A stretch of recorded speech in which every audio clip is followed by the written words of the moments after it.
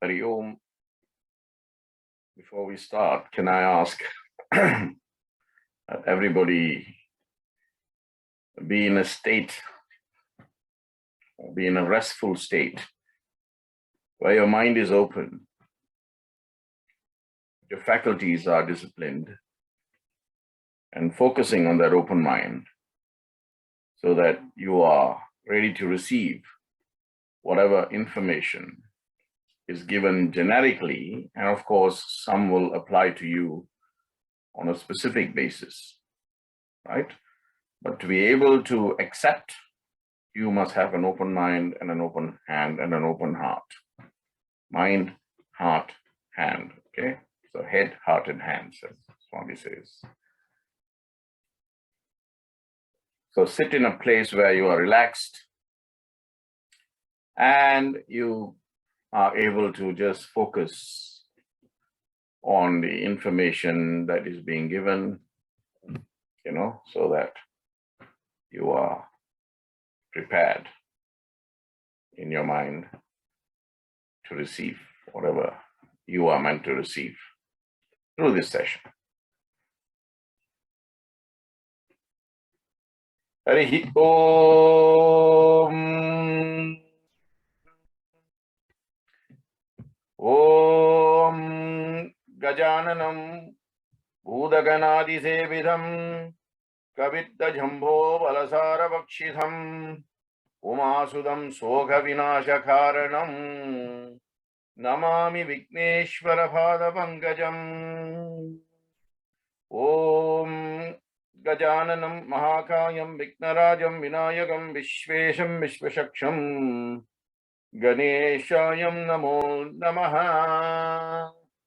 Om Guru Brahma Guru Vishnu Guru Devo Maheshwaraha Guru Sakshat Parabrahma Tasmai Shri Gurave Namaha. Gurave Sarvalokhanam Visajeva Varoginaha Nidaye Sarva Vidyanam Sri Dakshinamurthaye Namo Namaha. Vam Sahana Bhavatu Sahana Bhunaktu Sahavedyam Karavavahai Tejasvinavadidamastu ma vidvishavahai. Om Shanti Shanti Shanti. Harihi Om Tat Sat Sri Saishwararpanamastu. Om Sai Ram. Sai Ram, welcome to the second week. We have the second precursor session on the Panchakoshas. And then next week, we'll be looking at the chakras. So when we've done these 3 weeks in this order or in this sequence, you will know that when we embark on the Puranas, on the 18 Puranas, that the 18 Puranas will, in different parts of the various Puranas, they will be each referring to different parts of yantras or mantras or tantras, which we covered last week. They will also be referring to the Panchakoshas and their relevance in the spiritual journey of an aspirant from, the Manusha stages to the Purusha stages. And obviously, it will also talk about the role of the chakras in that journey, that spiritual journey, in that spiritual awakening, in that spiritual evolution, right? So if you take the Panchakoshas, a simple interpretation is they are sheaths, 5 layers, if you like, right? So where do you find these 5 layers? Well,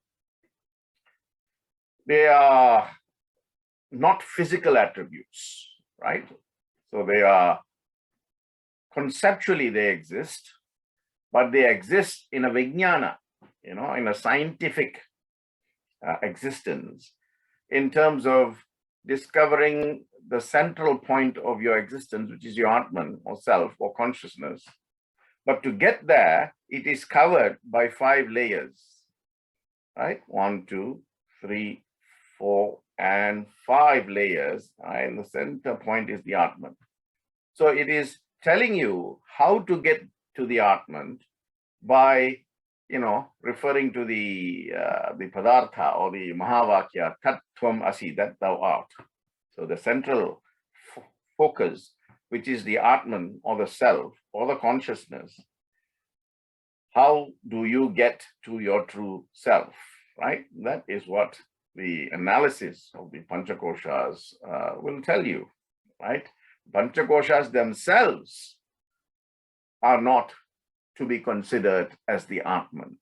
They are the means to the end, and they are not, the end themselves. So it is a method by which you penetrate one sheath and then the next sheath and then the next sheath and then the next sheath and then the next sheath. It's like, gold mining. When you hit the stone, gold doesn't fall straight away. A lump falls, and you got to chip off, the layer after layer after layer before you reveal the coarse diamond. And then the diamond is taken and polished before it is sold as the final product. So the final product is the Atman, right? All these other procedures are just telling you the methodology or giving you the way to get there, right? And Panchakoshas actually comes, it's not just a mere concept, it's a pathway. It's a pathway to realizing the Supreme Atman, i.e. Brahman himself, right? So it is, and I've covered this when I did the Upanishads, I think in week 4, when I covered the Taittiriya Upanishad, and I spoke to you about, the Sikshavali, the Anandavali, and the Bhriguvali. I spoke to you about the Panchakoshas at that point in time, right? If you want a revision or a review, and please go to the YouTube channel, embodimentsoflove.org, and then you can look at the Upanishads. And week 4, I speak about Taittiriya Upanishad, where I speak about the whole Upanishad, but I take Bhriguvali, where Bhriguvali actually focuses on Panchakoshas, right? So, but in the Taittiriya Upanishad, before it ventures into the Panchakoshas, it does focus on 2 things, right? It focuses on the concept of Atman and Anatman. Atman and Anatman. So let us look at these 2 first before we delve into the Panchakoshas proper, right? So what is the Atman, right? If you go back to Shruti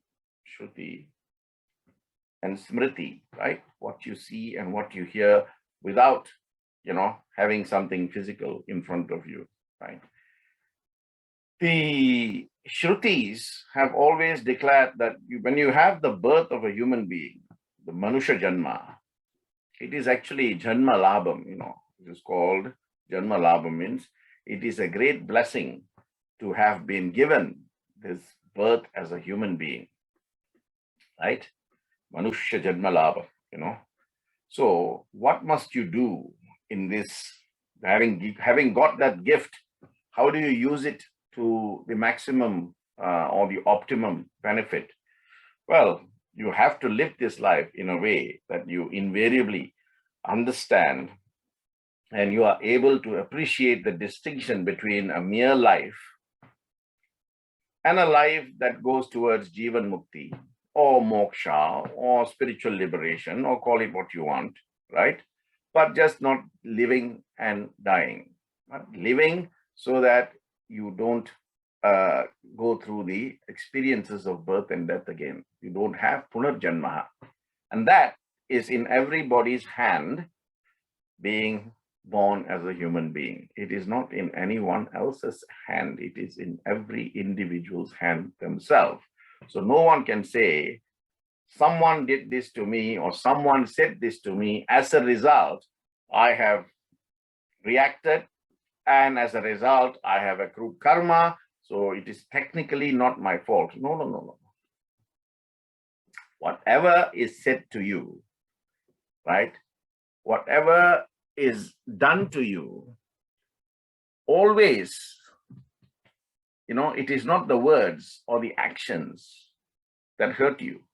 Remember this, right? This is going towards Jivan Mukti, right? Understanding and going from Karma Kanda to Jnana Kanda, as I always say, that transposition.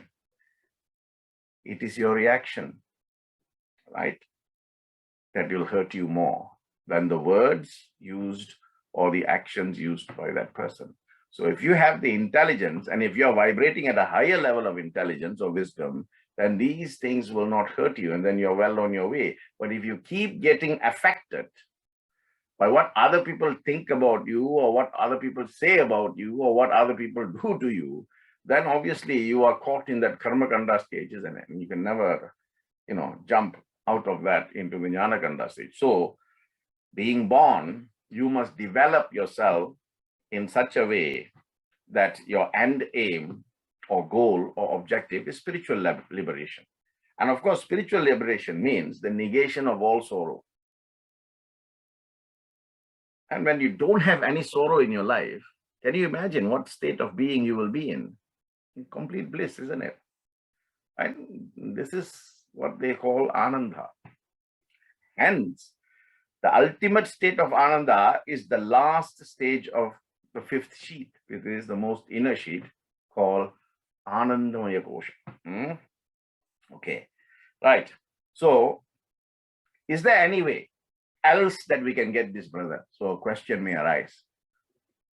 Well, you cannot realize your true self by the mere study of shastras, what we call mere knowledge, accrued by acts of sacrifice, by buying milk or other items and offering it to the gods, during the process of absolution or abhishekam. Some people think the more milk they buy and give, the less their karmas are. So you got to stop doing all those things. I mean, it's no harm giving, whether you drop, I always say, a drop of the Ganga is as powerful as, a big, huge tank filled with Ganga water. There is no difference in the power of that one drop and that huge tank that is filled with the same Ganga water. So never think along the lines of quantitative basis, right? Always think qualitative. So it's not how much milk you pour or you buy and give to the temples to pour over the Shivalinga or to pour over any of the god forms. It is how much milk called love. It is how much milk called compassion that you pour over all other living creatures. That is the true process of absolution. And nothing can beat that. That you will get if you gain the knowledge.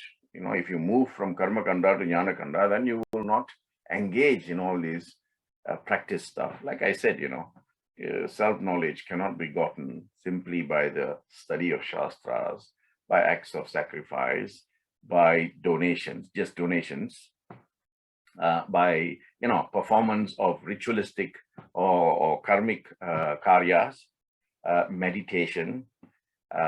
These acts do not result in the absolute knowledge of the Brahman.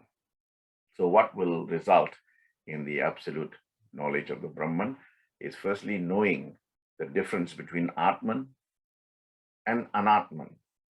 Okay, so I'm talking about the Atman now. The Atman, to put it simply, is the substratum of the consciousness of the I, that me, the true self-love. So if you have few layers and you peel off one layer, at the end you see that I. That I, you will see first before it expands into the entire universe. So there is no difference between the I as in me and the I as in the universe. You understand? So it is the oneness that is the Atman. So then what is the Anatman, someone can ask?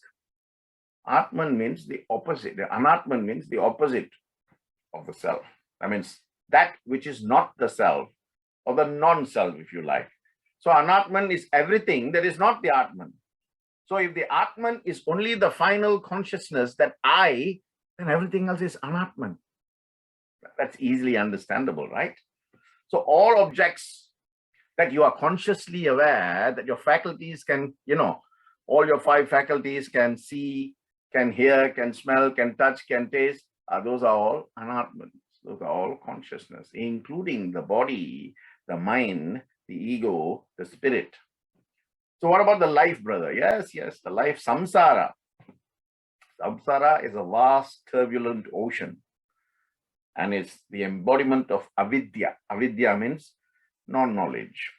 So if you get embroiled and engulfed and engrossed and engaged in the samsara, then you'll be floating there and you will not be getting out of the Anatman stage so that you can traverse the Atman stage, right? The samsara, life itself, is Anatman. Therefore, everything else in life is part of that Anatman. Okay, as a person, right? Most of you would have heard of this, and you probably have heard me speak about this, right? Most of them are laboring under mistaken belief that the body, the body has got three, isn't it? You have the Karana Sharira, which is the causal body, and then you have the Sukshma Sharira, which is the subtle body, and then you have the Stula Sharira, which is the gross body. Now, all these three bodies constitute Anatman. So much of Anatman that you must go through and peel off before you get to the Atman, and then from the Atman to the final Paramatman, Parabrahman. So when you realize Brahman, then the next stage is realizing Parabrahman, right? The same thing. So for a person who is unaware of the distinction between Anatman and Atman, then they will be continuously engaged in the karma karyas or the karma kandas, which basically it is intended to purify the mind. Simple thing, right? If you take an object, let's say a silver item, which over the years has gone very dull and very, not so silver looking. So what must you do to bring back the gloss or the shine, or to rejuvenate the silver pot, so to speak? Or you wash it and then you polish it, with silver polish or whatever, so that the bliss is there, the bliss of watching or looking at the silver item in its true glory. But you don't keep polishing and polishing and polishing and polishing and polishing, isn't it? You polish, once it's shining enough, you stop. So the karma karyas, my point is, the karma karyas are intended to purify the mind. And once the mind gets purified, you must stop doing whatever you're doing, which has already borne fruit in terms of purifying the mind, then go to the next stage. Once the mind is purified, then your next stage is there, isn't it? Vijnana. Okay, I'll come back to this later, right? So let me, by way of revision, by way of a reminder, take you back to the Taittiriya Upanishad. And I'll talk about the Taittiriya Upanishad and what they say about the koshas briefly before I go into the koshas properly. Okay, so I told you Taittiriya has got three valis. Valis are like creepers, right? And the Anandavali, right? The Brahmanandavali, sometimes referred to as, discusses the Panchakoshas, are the five sheaths. Okay, it talks about the existence of the Atman in the most inner sanctum of your being, of yourself. Okay, now obviously, if you draw the most outer sheet, and then you draw another sheet inside, and then another one inside, another one inside, another one inside, after the fifth sheet, there is a sixth point. That is the point where, the Upanishads are saying this is where Brahman exists. And that is why they always say, Tattvamasi, Ayam Atman Brahman, Aham Brahmasmi,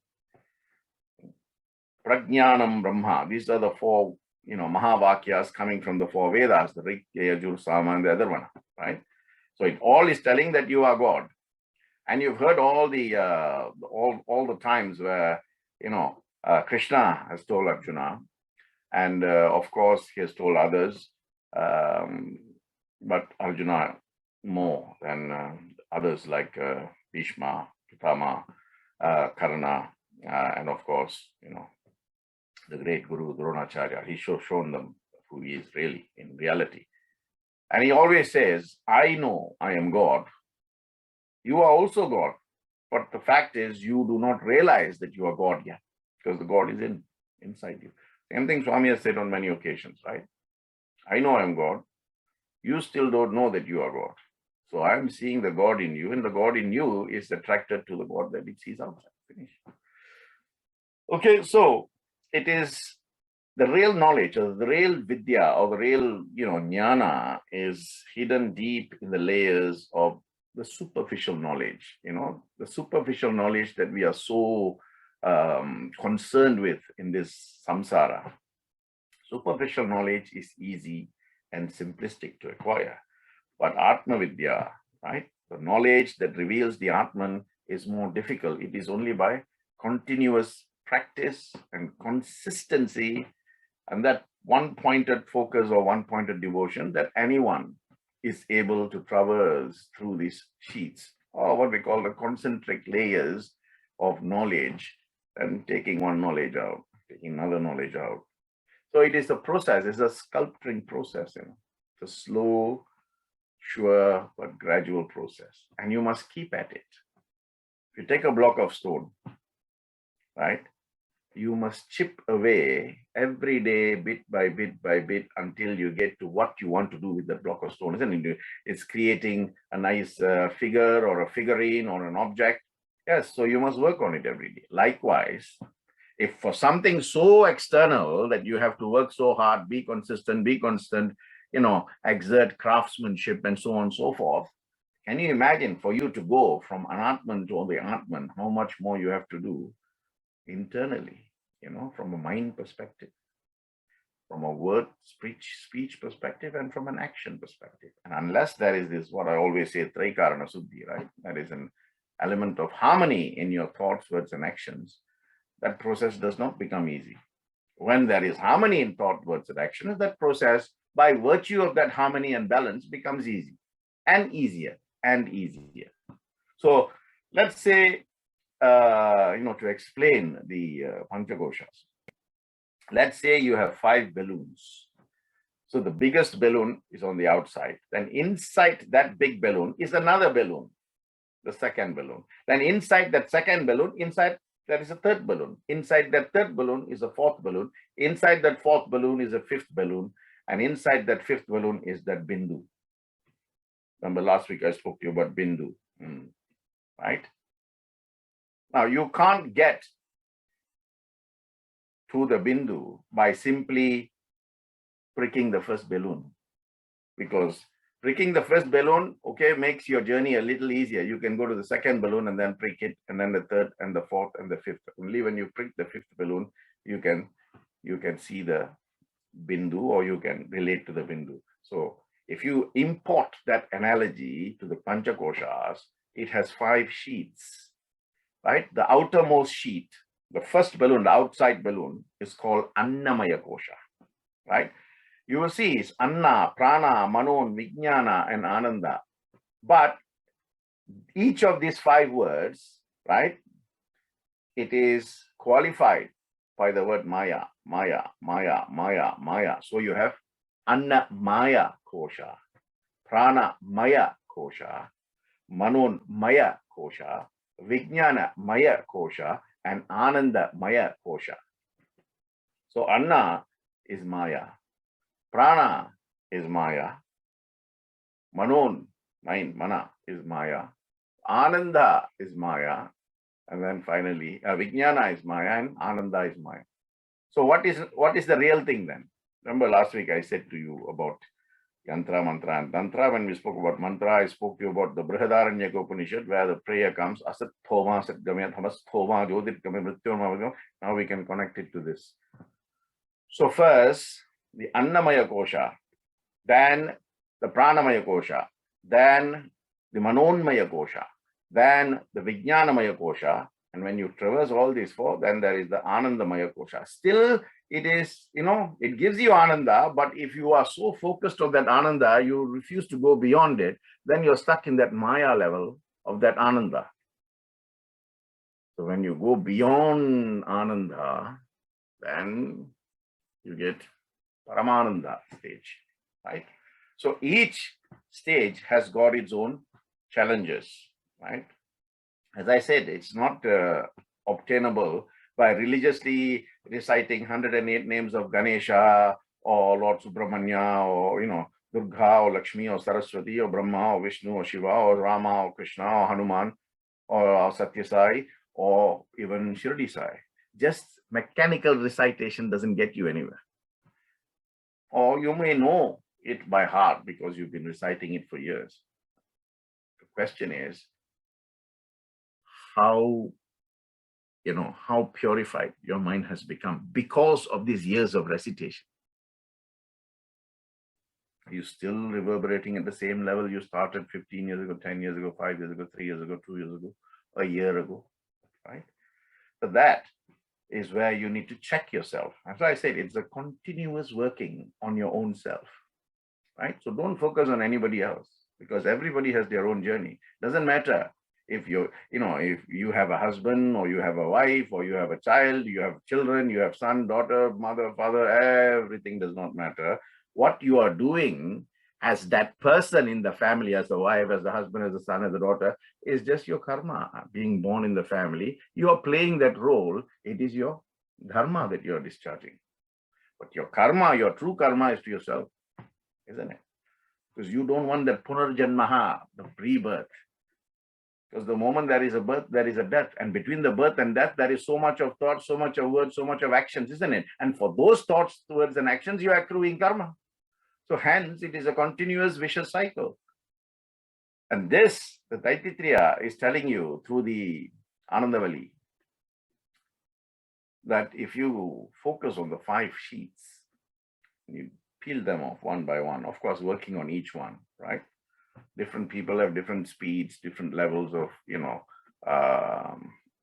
ability, capacity, and of course, time and discipline, tapas, required. What is required is tapas. Then you are able to realize the Brahman. See, realization of Brahman is a deep state of absorption, a deep state of oneness. It is a deep state of communion. If you look at the Buddha, he was one such person who had realized that. If you look at Ramana Maharishi, right? If you look at Adi Shankaracharya, if you look at Raghavendra, right? If you look at Vivekananda, these are people who have gone to that level and are still, can still be living in this world, but vibrating at a different spiritual level. That is very, very possible, dear brothers and sisters. So it is not something that is beyond you, right? It is not something that is beyond you. So let's look at Annamaya Kosha. First, I'll talk to you about the Taittiriya Upanishad, what the Upanishad has said. Then I'll talk to you about the concepts generically about each of the koshas, right? So, so you can see from the Upanishad perspective and from a generic perspective, where there is a balance between the information that the Upanishads is focusing on and the information that is outside of the Upanishad, in various forms or various sources. So there are a few anuvakas. Anuvakas, as you know, is like a minor chapter.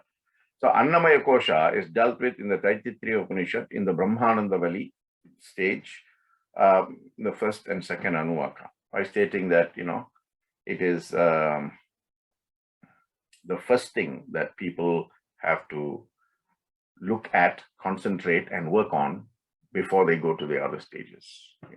So before you reach Ananta, right, you have to know Vijnana. Before you know Vijnana, you have to control your manon or your mana. Before you know your mana, you have to regulate your breath. Before you regulate your breath, you have to eat the right thing. Very simple. So eat the right thing. Now I'm going the other way around. Eat the right thing, regulate your breathing, control or discipline your mind, experience the signs of Vijnana through this life that you are living so that you can experience bliss. And through the experience of that bliss, you can reach the final place of rest, which is merging with the Paramatman. You are Atman, you realize that Atman, but realizing that Atman is not enough if there is no merging between the Atman and the Paramatman. Right? That is where Jivan Mukti realizes. When the immutable reality is realized, recognized, and cognized between the two, Atman and Paramatman, that is where there is oneness. And that's why Shankara says, Brahman is bliss. Everything else is temporary. Brahman is complete. The Purna Ananda. Purna Ananda. That means it's complete. It's one complete cycle. So it's never ending. Right? Everything else comes and goes on that basis. You see, all creatures have to eat food, and sometimes they are the food themselves for others. So if you take a little bird, right, the bird may pick on a little ant or little other little beings for its survival. Tomorrow, when that bird dies and drops to the ground, those little other beings that it ate previously will come and eat it. And that is the way in which the karmic nature works itself out, right? What is here today will not be there tomorrow, but there may be something else the day after, but they are all revolving the cyclic nature of being, right? So food chain, right? Then of course you have the I'm just giving you the basic, then I'll go into the depth afterwards, right? So from Annamaya, you go to Pranamaya. See, it's very simple. If you eat the wrong things, who will feel uncomfortable? You will feel uncomfortable, isn't it? So always eat the right thing. And who has the choice? Even if the food is put before you, right? So my classic example of going to a buffet, 17 dishes, and normally the price is directly related to how many dishes is being displayed, right? So there's 25 dishes, only 19.99. Eat as much as you like. That is the key phrase. Eat as much as you like completely attracts as a magnet to the mind of man, saying, wow, for 20 pounds I can eat 25 dishes, and however much I want, finish, you're gone, right? You go in and then you eat everything, and then after that you say, I'm too full, I'm having trouble breathing. You're having trouble breathing because you've eaten too much and you've eaten all kinds of stuff, right? So the direct result of overeating or excessive eating or eating the wrong things, the direct effect is your breathing is affected. So now you can see the connection between the Annamaya, Annam. That's why they Annam Brahma, Raso Vishnu, Bhokta Devo Maheshwaraha. So, food is God. So you need to respect it, right? So don't waste food. That's one thing. Second thing, you got to eat the right thing. When you eat the right thing, then your being is balanced. Like a glass. However small or big the glass, it can only take that much of capacity, isn't it? Content. You keep pouring, just because there is a resource, you keep pouring, the glass will only take what it needs. After that, everything else comes out. Waste. Eat what you need to survive. Eat for need, not for greed. Simple, right? Because if you eat too much or you eat the wrong things, you see, let's say one person suffers from BP, another person suffers from sugar. The sugar patient gets medicine. The BP patient also gets medicine. Both are medicines, correct? Does that mean the sugar patient can take the BP patient's medicine because it is medicine? Or the BP patient can take the sugar patient's medicine because it is medicine? No. BP medicine is for people suffering from BP. Again, blood pressure, right? Direct connection with what you eat. For example, too much of salt, right? Too much of salt.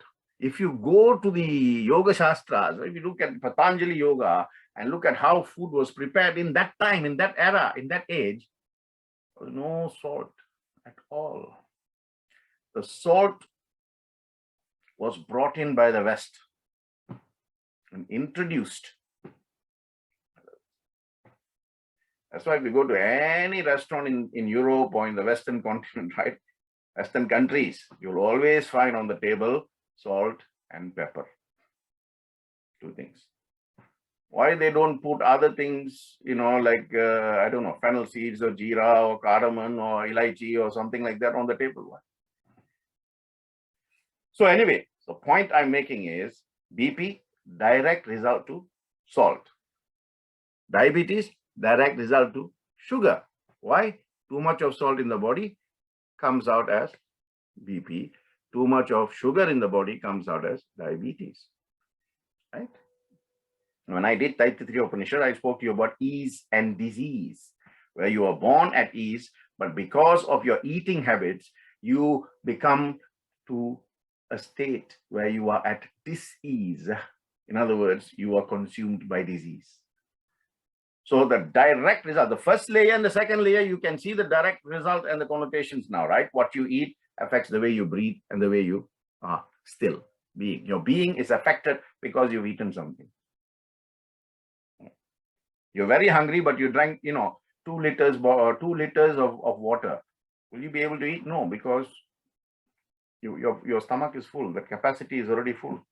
If you put food in there, the food will float in that water. The digestive acids will not work as effectively. So everything affects. When you have a breathing problem, you can't sit. You have indigestion issues. What you put inside creates reactions that allows you to be at ease or at a state of unease. Feeling very uneasy, brother. Why? Because, I think I overate just now. I went to the temple, they were serving nice vegetable biryani. 3 plates went in. Now I can't even walk because I'm feeling so uncomfortable. Indigestion. Who told you to eat 3 plates? Did anybody come and say you must eat 3 plates before you leave the temple? No. You made that choice consciously. And having made that choice consciously, that Annamaya Kosha has now fed the Pranamaya Kosha, and they are reacting to each other's inability to sustain each other in the balanced way that they should be sustaining each other. So how can you go to the Mano? Okay, so let's go to the Mano now. Eaten too much, affected the breathing. Now, what is your state of mind? This feeling will go. Take this charcoal tablet, take that indigestion, take this liquid. Can't sit, can't stand, can't lie down. Feel like, regurgitating if I lie down. State of mind, completely unrest. Now, at that unrest, at that stage of unrest, can you hook up to the Vijnana? No chance. If you cannot hook up to the Vijnana, forget about the 5th sheath, which is Ananda. How can you be in Ananda when you have so much of, discomfort and so much of uneasiness? So ease first, breathing is, again, talking about Pranamaya Kosha, it is something that is so taken for granted by many out there, right? Importance of breathing. You breathe between, 24 to 25,000 times a day, the inhalation and exhalation. Technically, it's a subconscious effort. You don't even know you're doing it, because how many of you, many times I've asked this, right? How many of you have stopped to listen to your breathing as you inhale and as you exhale? And given the fact that you do it, 24,600 times a day, isn't it a huge question? He's saying something correct, because I can't remember the last time I stopped to hear myself breathing. It's a moment of truth there. Right? So breathing has 3 stages, as I've said previously, like you connect it to the Om. So see, now I'm connecting the Pranamaya Kosha to the Yantra, Mantra, Tantra, the mantra part where you say Om, Akara, Ukara, Makara, right? So Akara is Purakam, inhalation, right? Ukara is the retention part, Kumbhakam, and Makara is the Ratchakam, or the exhalation, the inhalation, exhalation. That is not important at all. What is important for you to go penetrate the Prana Kosha is that middle part, the retention, And again, the science of yoga, Patanjali Yoga Sutras, they tell you very clearly the length of the inhalation and the length of the exhalation should be the same. So as deep a breath you take, to that extent of depth of breath, exhalation must follow. This is the science of goodness or good health, or the modern term of reference, which is well-being, right? Being well, well-being, right? Inhalation, say 30 seconds, for example, right? Long 30 seconds, say 15 seconds, for example. And 15 seconds is too long, say 10 seconds. Okay, so for 10 seconds, you're inhaling, deep breath. And then the very next instant you're exhaling in 3 seconds. You know, the art of well-being, the art or science of good health from a yoga perspective, you know, Patanjali's Yoga Sutras clearly say the 10 seconds of inhalation must exactly come out as 10 seconds of exhalation. But that is not important, as I said. What is in the middle? The kumbhakam. Purakam is inhalation, rachakam is exhalation. The middle is called kumbhakam, retention. And in that space is the ukara bit of akara, ukara, makara, ukara. There is where you can realize Brahman. There is where you can penetrate the prana sheath and go to the Manomaya sheath. Because it is in that kumbhakam retention where you're not inhaling, you are not exhaling. So you are in the right place to make that connection, to make that link. How many of us use that link? That space which is spaceless, that space which is timeless, that space which is limitless, that space is where you can connect the Atman with the Paramatman. And that space should also be the same length that you are taking the breath. So let's say if it is 10 seconds, right? Different people have, different levels. And this is Yoga Sutras, right? The more you do that, the better you become, right? If you say, for example, 10 seconds breathing in, 10 seconds retention, 10 seconds exhalation. So 30 seconds is one breath, right? So 60 seconds in 1 minute, actually you should be taking 2 breaths. And you can work out how many breaths you should be taking in the span of 24 hours. And the way you breathe also affects the way your heart beats. That's why they take your pulse, they take your pressure, because all that is connected from a medical science perspective. But Yoga Sutras has very clearly mentioned all this. It's a connection. Okay, so mantra Om, A-U-M, right?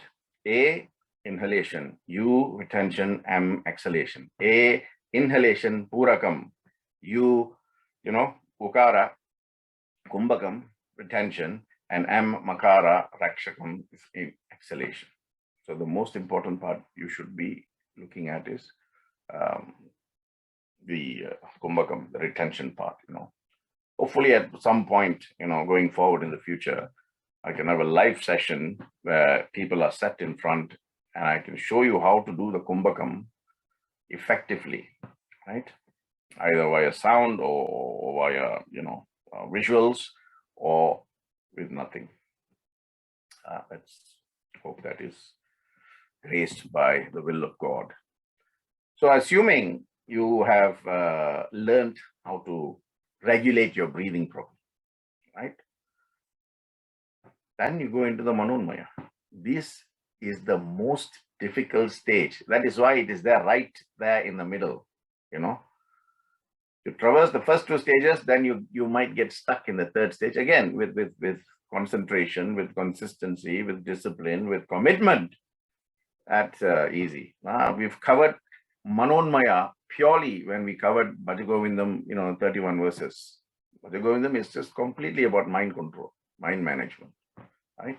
Mind matters, right? So it is the next inner, deeper layer where the nature and knowledge seeking relates to the mind. Mind means it includes things like thoughts, chitta. It includes things like will, ichcha, or wish, So Manomaya Kosha deals with all of this, Also covered by the, Anandavali, the 4th Anuvaka. It's characterized by, what the mind wants as opposed to what it needs. So if you are already, concentrating on what you need as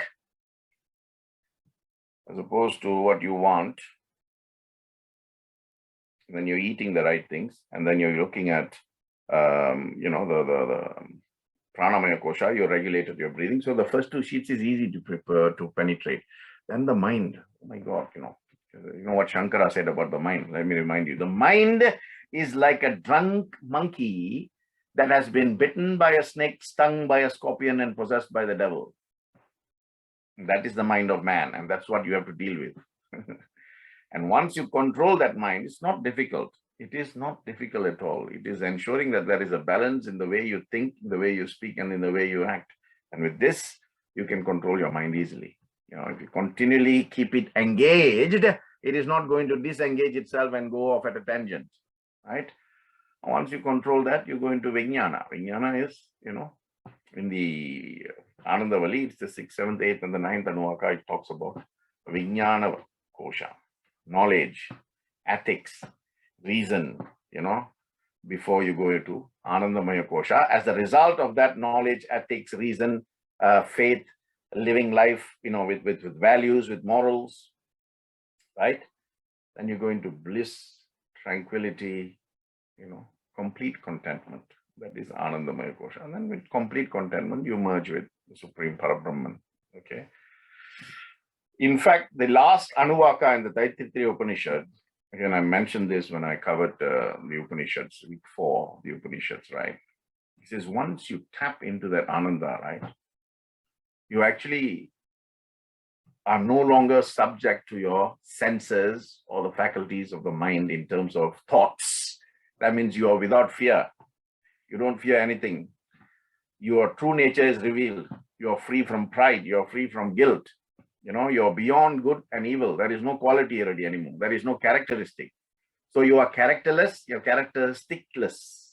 You know? Thus, you are one with the universe. The universe is you. You are one with the universe. There is no difference. So Atman merge with Paramatman, become one. Hence the concept of oneness.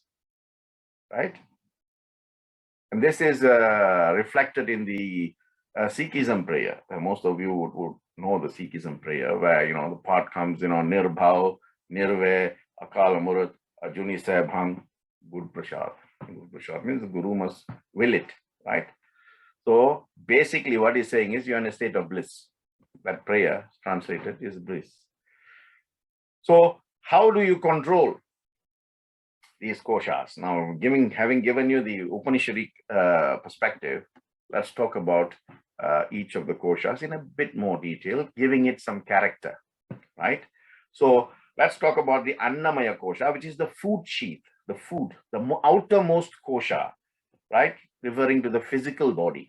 Body needs food and nourishment. Food and nourishment. Food is what you eat. Nourishment is everything else, like breathing nice air. You know, that is nourishment for your body. Spending time with family, doing things, you know, spending time with friends, spending time with your own self. Those are all nourishment for your life, right? So don't think food and nourishment is the same. No, food is one, nourishment is another, right? It is the most vulnerable kosha, because it is the kosha that is most abused, and it's most abused easily and unknowingly and unintentfully. Why? There is no discipline. So how can we control this? Very easy. Dietary discipline, right? Dietary discipline. You remember when I did the Upanishads back in September, there was a period where I was observing a specific fast for 16 days. And I'm talking about my own experience here, right? Those 16 days were during the period of Mahalaya Paksha or Pitru Paksha for 16 days, where I shared with you that for those 16 days, I was only eating curd rice once a day. Because before that, you know, you could have had breakfast, you could have had lunch, and then you probably had dinner. And in between, you have your coffees and your teas and, you know, whatever snacks you have. So all that food was going inside. Now, suddenly for 16 days, because I'm doing this fast, I only had a bowl of curd rice when the sun set. So fasting for us the whole day. And I realized, and I shared this with you as well, it's there. That, you know, really and truly, do we really need to eat all of this in order to survive? Whereas, you know, after 16 days, you know, mentally you feel fresh, I mean, this is, as I said, is my experience, which I'm sharing. I cannot share everybody else's experience because those are not mine. Those are not mine. Your mind is fresh. Your body does not feel weak or tired. In fact, it is more alert and, energized. I'm thinking, why bother, eating all of this? So dietary discipline, that's the point, right? Asana practice. In the early days, if you look at our ancestors, they never had tables or chairs. They sat on the ground. And when they sat on the ground, they sat in a Padmasana pose or the half Padmasana pose. And they had food. So when they were sitting on the ground, the energy of the earth, Prakriti, is traveling through the chakras. So the chakras become aligned because of the yogic posture, which is being used to consume food. So everything else works, accordingly. They work like clockwork. The gastric juices will come and they will digest the food, and then they will send, the liver will do its bit, the kidney will do its bit. All of that happens with that asana practice, dietary discipline, and of course, sleep. How much sleep you need depends on your own self, right? Again, your own sense of being. Like I said, I can sleep between 4 to 4 hours is good enough for me to be as effective as anybody else who's at 8 or 10 hours of sleep, for me personally. So these things can help you control your Annamaya Kosha. So that's the first thing you got to do, right? Look at that. Forget about Pranamaya Kosha, Manomaya Kosha, all that, forget.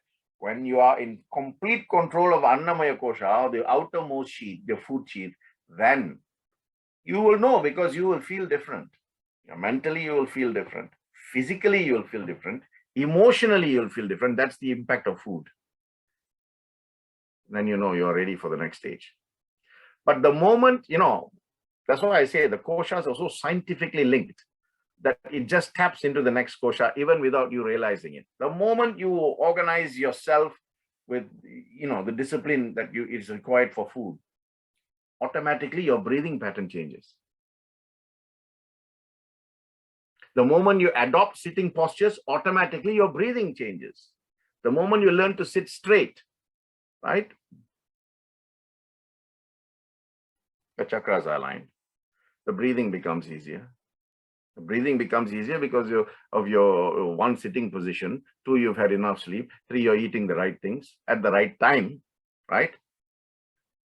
Sunrise, breakfast, sunset, dinner, that's it. After that, between sunset and sunrise, nothing. That's what the Yoga Shastras say.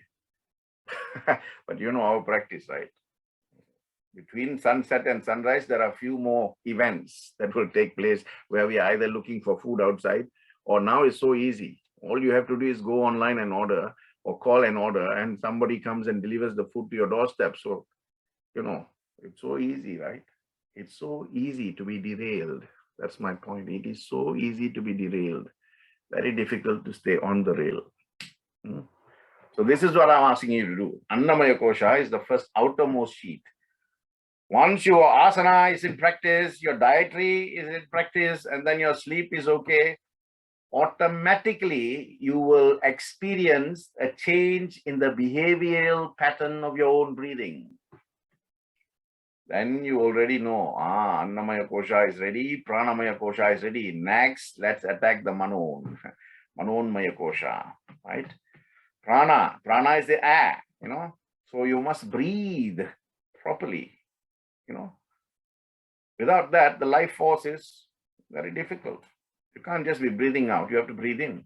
But breathing in and breathing out in between is where you enhance the tapasya of becoming more spiritual.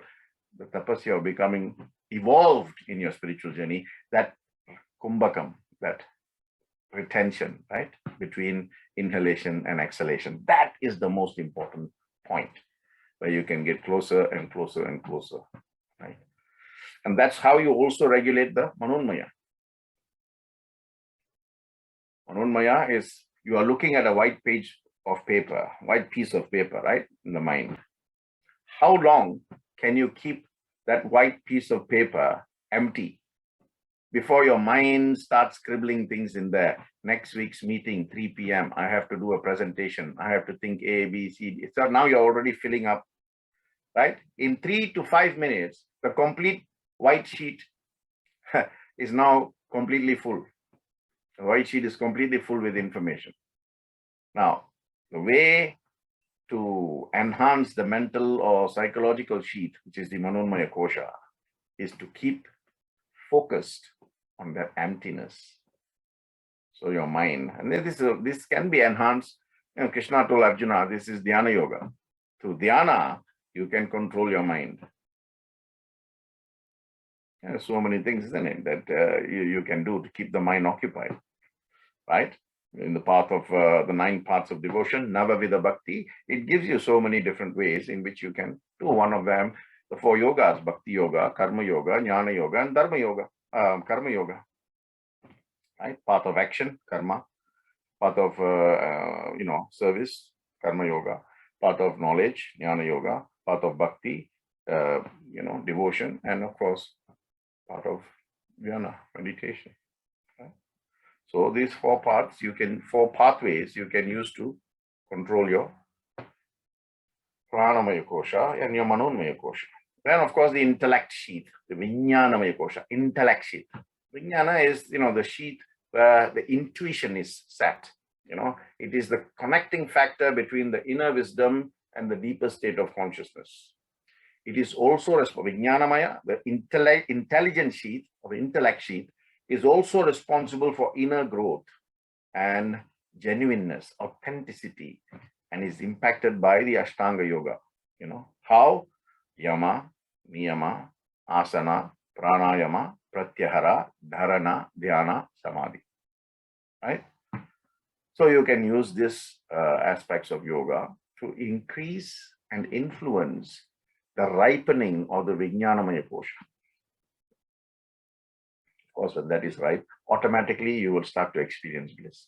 You see, you don't have to wait for something to happen that will tell you now you are at a Pranamaya Kosha stage. Now you are at a Manomaya Kosha stage. Now you are at a Vijnanamaya Kosha. No, the trigger factor is automatic. It is, it is authentic from a generic perspective, from a natural perspective. So once you control your food, you have enough sleep, exercise, you feel good, your breathing will automatically change. So one will trigger the other, one will trigger the other, one will trigger the other. But unless the first is triggered, the second will not get triggered. Unless the second is triggered, the third will not get triggered. Third to fourth, fourth to fifth, boom, it's done. You will transcend. The moment you hit bliss, how do you get that bliss? Love and compassion. Right? Help ever, hurt ever. Hands that help are holier than lips that pray. So many sayings are out there. Right? Meditation, 9-point code of conduct. Every single method and every single way has already been given by way of information to everybody. It's out there. Whatever I'm telling you is my interpretation of what is already out there. Nothing is my own. You understand? The concept has been understood. I'm just giving you a different interpretation so that it is easier for you to look at. Because everybody is always looking for an alternative interpretation, isn't it? So treat this as that. It's already out there. Information is there, but there's still no transformation. That's the problem,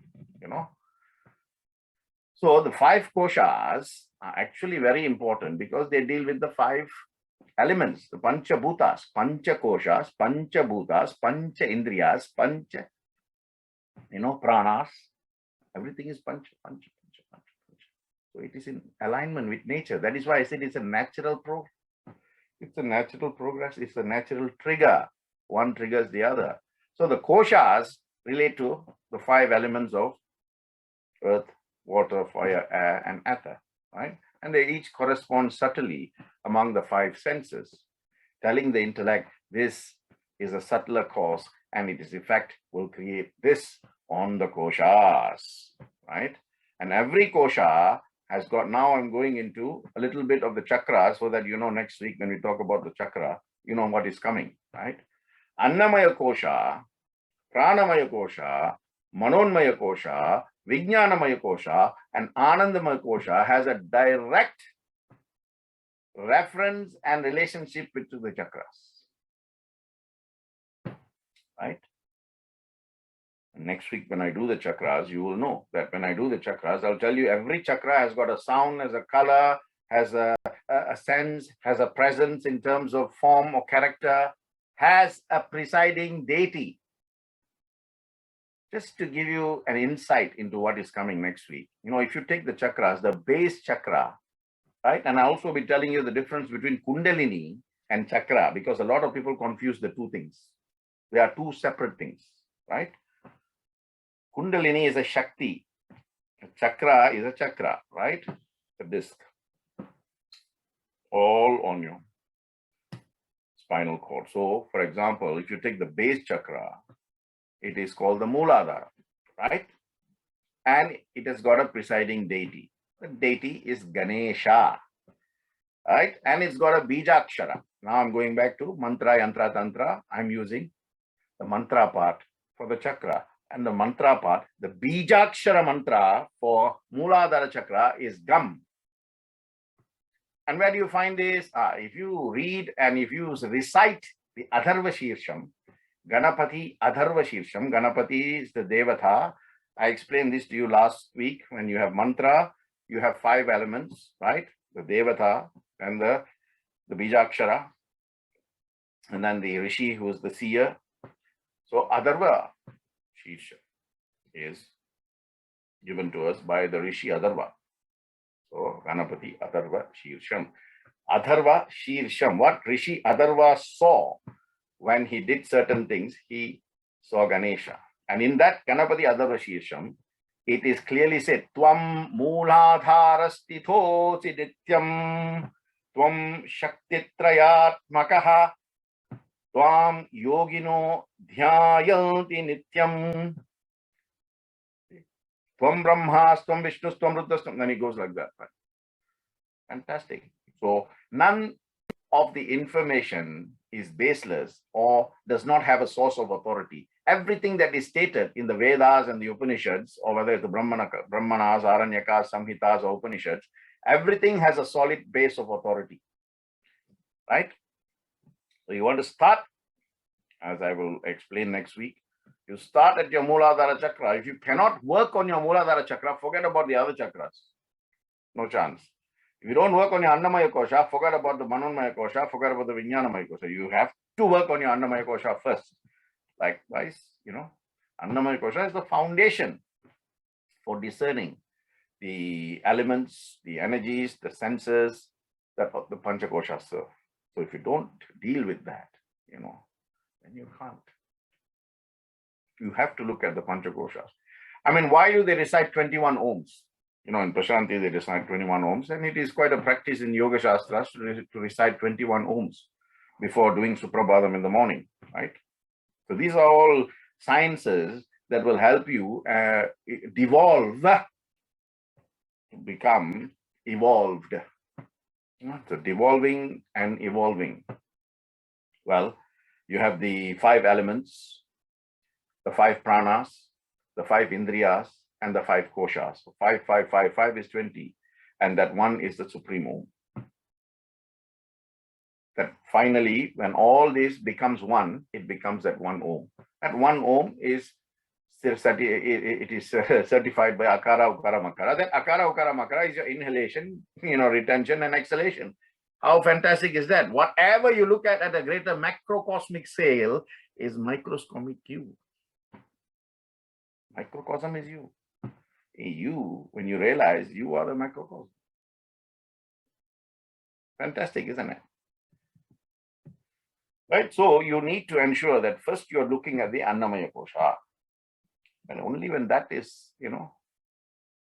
because Annamaya Kosha, it's the layers of what you have, the mass of skin, flesh, fat, bones, feces, and of course discrimination. All of that will tell you how to control your Annamaya Kosha, physical body.